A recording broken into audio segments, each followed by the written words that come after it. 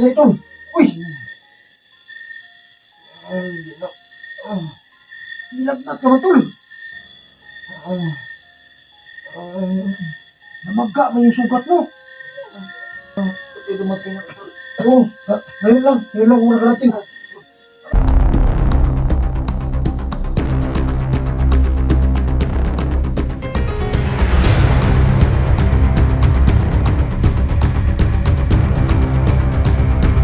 Hello mga idol, magandang gabi sa ating lahat. So ngayon mga idol, patungo ako sa bahay ni Dante. So medyo nabutan tayo ng gabi sa daan. At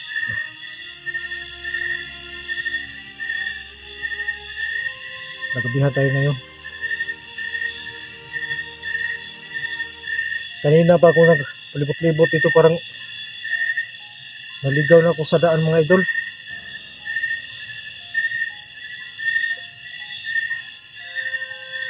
Kasi si Dante nandun sa bahay kasi may sugat yon. At saka si Tisoy, hindi ko lang alam kung nakabalik na ba si Tisoy doon sa bahay. Kasi si Tisoy nagmasi doon sa kampo ni Commander Ilaga, kung baka doon sa lugar na yon yung napag-usapan namin, baka nandun si Commander Ilaga nagtatago. So si Tisoy ang nagmasi doon. So ngayon ako, pumunta muna ako doon sa aking karian para makita ko doon kung ano na ba yung nangyari doon, kasi may nag-info sa akin na may mga taong hindi kilala. Pero mabuti naman, pagdating ko doon, nakausap ko si Tatay Berto. Yun na nga, yung mga tao doon na dumaan lang sila at wala namang ginagawang masama. So si Tatay Berto, sabi niya okay naman, wala naman silang ginawa. So agad tumulong tayo sa dali doon, bumalik naman tayo dito. At so hindi pa tayo nakabalik dito mga idol, kumuha tayo ng gamot doon sa may hiwagang puno at binigyan naman tayo. Pero ang naano lang, kasi hindi tayo binigyan ng agimat kung walang alay. So nakahingi tayo doon ng gamot panglunas ng sugat ni Dante. So ngayon balikan natin doon sa bahay at sana nandoon pa siya, baka kinarga na yun ng multo. So ngayon mga idol, dito kaya nag-uncam ako kasi palibot-libot na lang ako ba, parang hindi ako nakaabot sa bahay, parang nawala ako sa daan. Kaya siguro mga idol, ilabas natin itong mahiwagang lubid natin. Iba yung pakiramdam ko eh. Kanina pa kung nagtuyok-tuyok dito, parang nawala ako sa daan.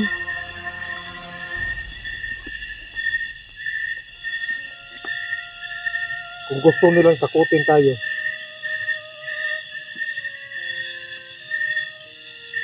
yung may pwedeng magpakita sa atin ngayon, baka nakulangan siya ng hampas ba. Ito ang hampas natin sa kanya. Alam niya na takot tayo sa ganun, tapos magpakita siya sa atin. Pero sa akin lang, bakit nawala ako sa daan, na yung daan nilakaran ko, ito man yung patungo doon sa bahay ni Dante. Pero ngayon hindi na, nandito na ako sa damuhan.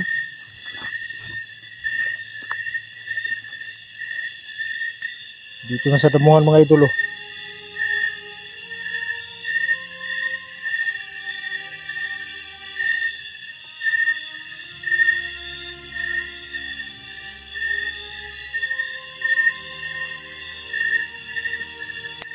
Ito mo yung daan na yun ba?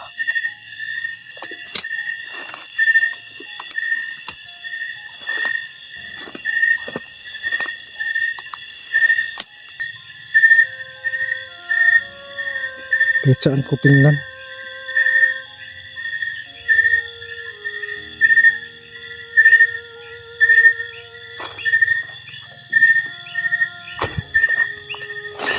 Nawala jud ko ba? Ahak man ni eh.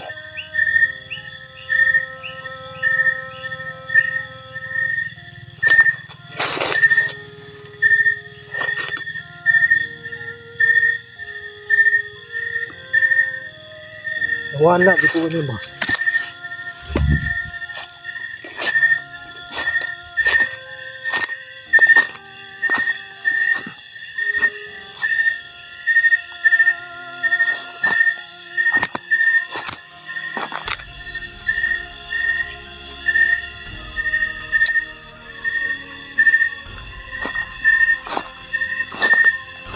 Asa.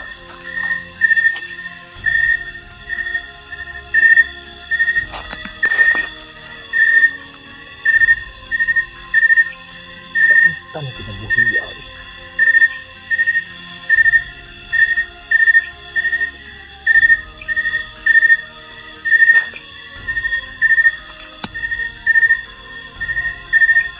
Hindi ako makita yung daan.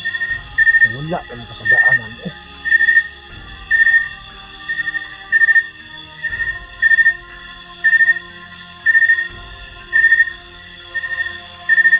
Assume po kayo pang ibaliktad natin yung mga damit natin mga idol. Baka makagat pa tayo dito ng ahas.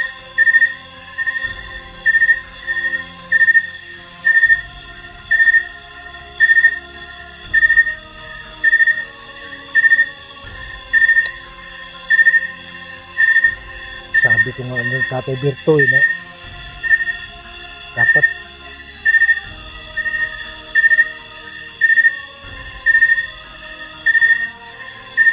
bukas ang umaga pumunta dito. Sabi ng Tatay Berto, puntahan mo na. Kawawa yung kaibigan mo kasi may ugat yun.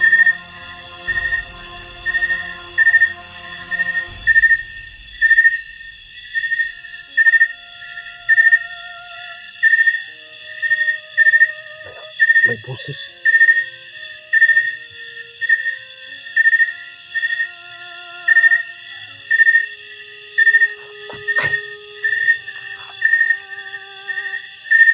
Patay ni trabahoan niyo ba?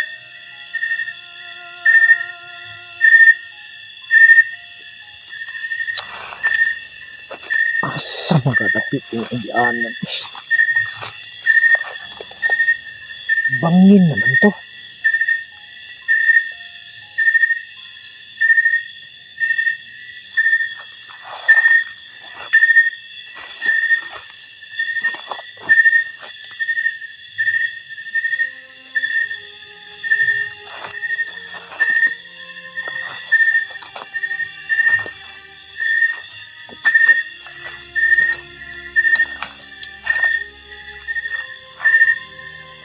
Parang ito na siguro yung daan.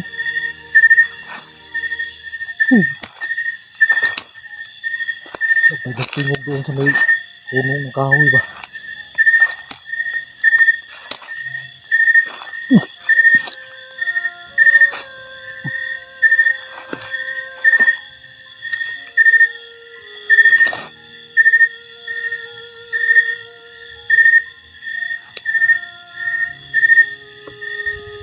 Asa mo to?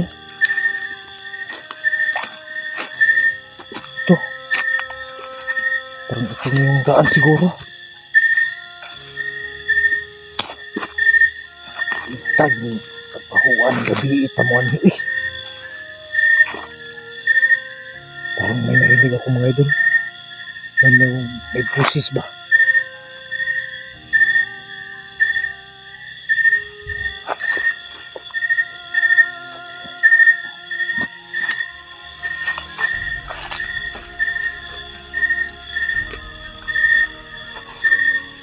Ah, ito na yung daan. May manhak. Yati, manhakan eh.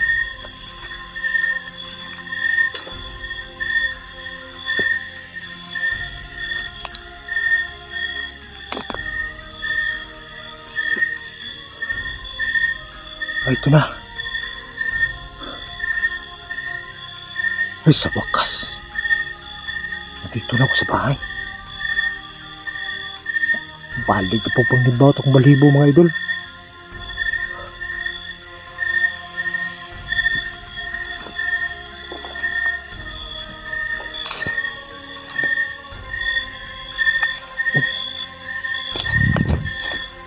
Ay, salamat. Nakaapotin ko. Parang may ilaw.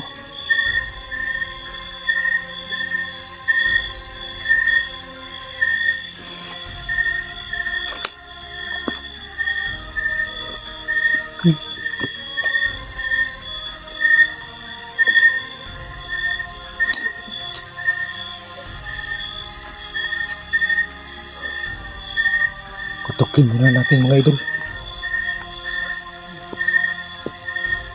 Tol? Tol? Tol?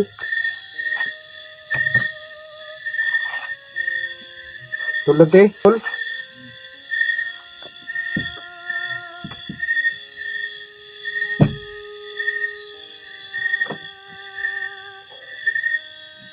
Tol?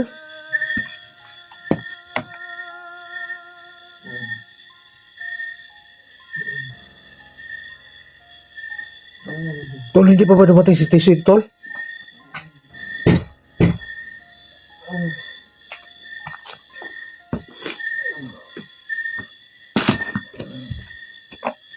Bakit nag-ubo ka na naman kandila, Tol?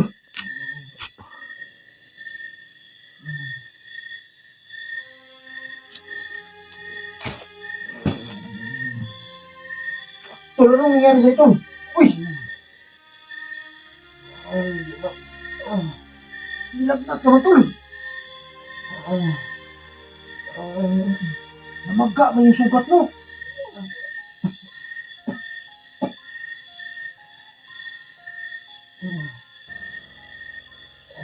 Hindi mo, Tol.